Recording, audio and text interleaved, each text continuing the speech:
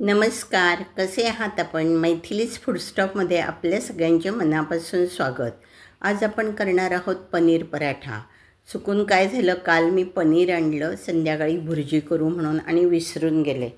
मग ते पनीर पाण्यात ठेवलं होतं ना, त्यामुळे ते किसता आलं नाही. मग मी ते कुस्करून घेतलं आणि आता त्याचं काय करायचं, तर मी पराठा करायचं ठरवलं.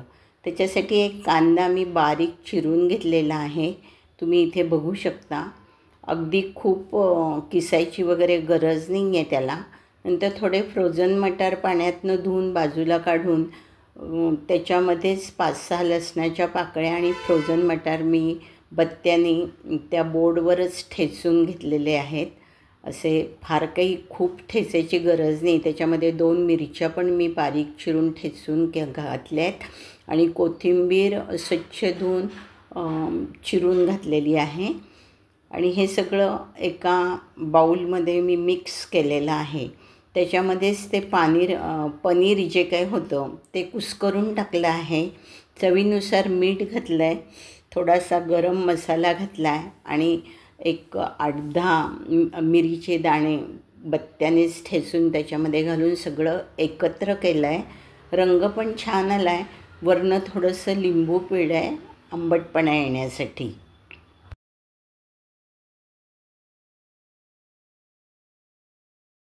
आता आपण सारण तयार केलं, तर आता त्याचं कव्हर तयार करूया. 3 डाव कणिक घेतली आहे, त्याच्यात 2 ते 3 चमचे घट्ट साजूक तूप घातलं आहे. तसं चवीनुसार मीठ, तिखट, गरम मसाला, काळी मिरी पावडर, थोडासा आमचूर पावडर असं सगळं घालून हळद, त्याची अशी घट्टसर कणिक भिजवून घेतलेली आहे. जास्त पाणी घालायचं नाही आहे. आपण रोजच्या पोळ्या करतो त्याच्यापेक्षा थोडी घट्ट आणि अगदी म्हणजे पुऱ्यांसारखी कणिक भिजून घेतली आहे आणि छानसारखी मळून त्याच्यावर आता आपण झाकण पालथं घालून ठेवणार होते एक 5-10 मिनिटांसाठी. तेल लावून तिला सारखं करून घेतलं आहे त्याचा गोळा. हे बघा, तुम्ही इथे बघू शकता. आणि अशी भिजून झाल्यानंतर छान त्याच्यावर झाकण ठेवायचं. एक 10-15 मिनटं तरी ती मुरली पाहिजे ना, म्हणून झाकण ठेवून द्यायचं आहे त्याच्यावर. 10-15 मिनटं झाली आहेत. आता ही कणिक परत एकदा मळून घ्यायची आहे आणि त्याचे असे साधारण सारखे गोळे करून घ्यायचे आहेत. जेवढे पराठे आपल्याला करायचे आहेत तेवढे गोळे करायचे आहेत. अर्थात पनीर खूप कमी आहे, त्यामुळे त्याचे 3-4च पराठे होतील. पण मी नंतर त्याची आपण पुऱ्या पण करू शकतो. तर आता एक कणकेची लाटी घेऊन ती थोड्याशा पिठामध्ये भिजवून घेऊन इतकी पातळ लाटायची आपल्याला की शक्यतो म्हणजे पारदर्शक होईल इतकी पातळ लाटायची आहे.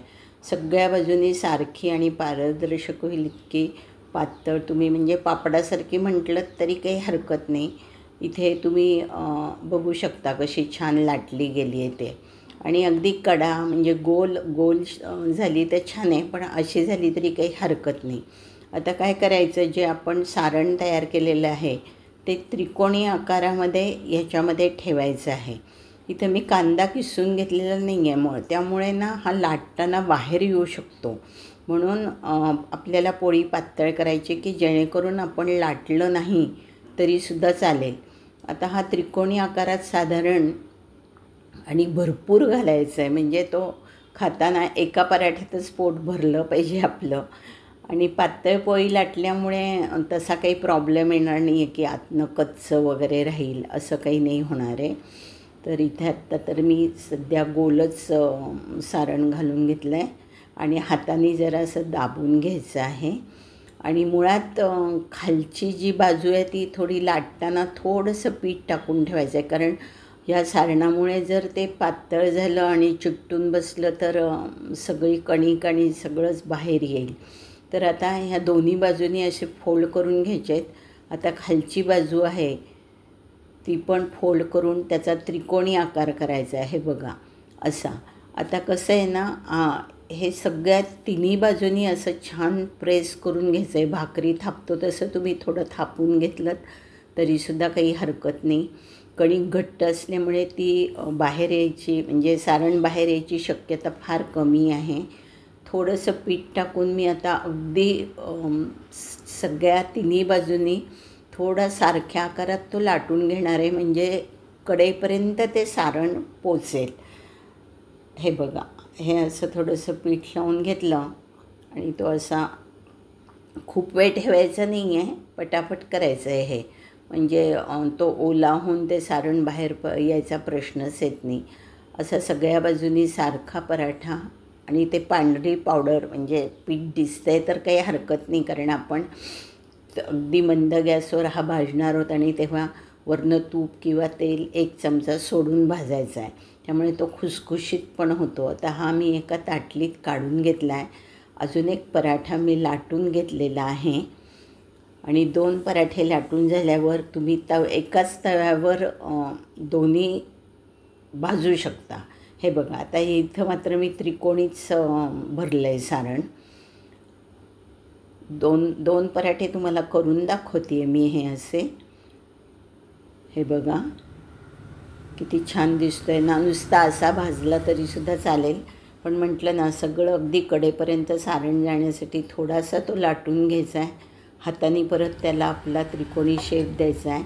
आता हा तवा ना मी सकाळी याच्यावर पोळ्या केल्या आहेत, त्यामुळे तो वापरलेला आहे आणि तसा तो जुना पण झाला आहे, तरी पण त्याच्यावर छान होतात पराठे, त्यामुळे मी अजूनही त्याच्यावरच करते.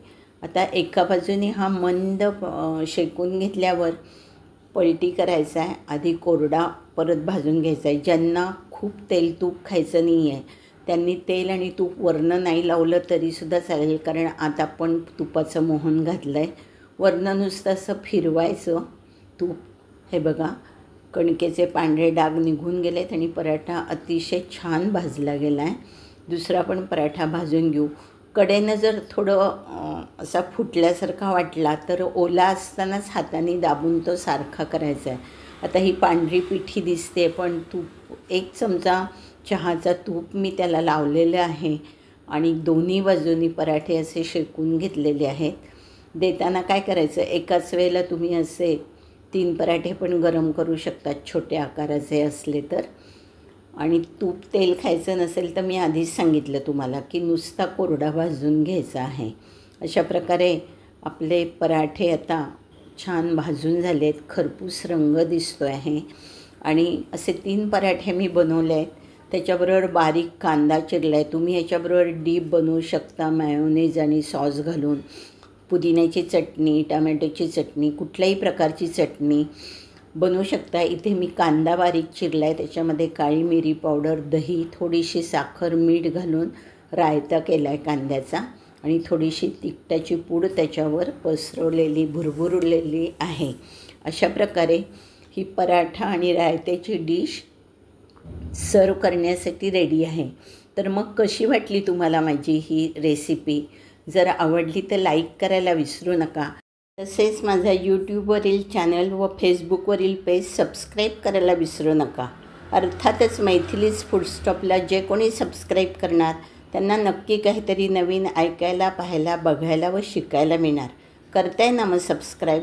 चला तर मग लवकरच परत भेटू अशीच एखादी साधी सरळ सोपी रेसिपी घेऊन. तोवर खात राहा, पीत राहा, मजेत राहा, आनंदित राहा. येणाऱ्या दिवाळीसाठी माझ्यातर्फे व माझ्या कुटुंबांतर्फे तुम्हाला खूप खूप शुभेच्छा. बाय.